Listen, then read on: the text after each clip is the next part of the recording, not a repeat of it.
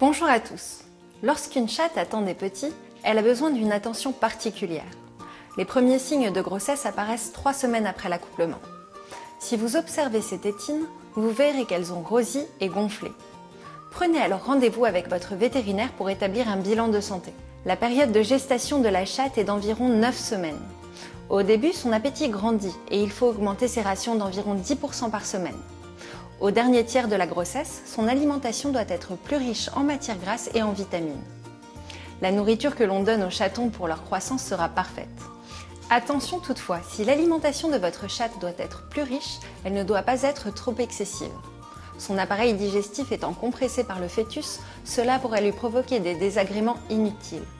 Le mieux est de diviser ses rations en 4 repas journaliers et veillez à ce qu'elle ait toujours de l'eau à disposition. Pour être le plus à l'aise possible, votre chatte a besoin d'un espace bien confortable où elle se sentira à l'abri et en sécurité.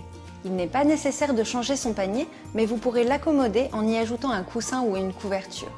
Tout en respectant son sommeil et ses repas, continuez de jouer avec elle, mais avec délicatesse.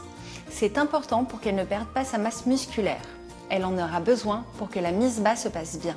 Vous pourrez la laisser se promener en extérieur jusqu'à la 6e ou 7e semaine.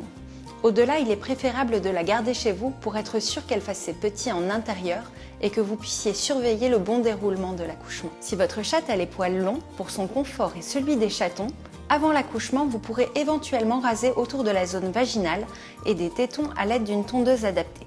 Toutefois, ne le faites pas après qu'elle ait mis ses petits au monde.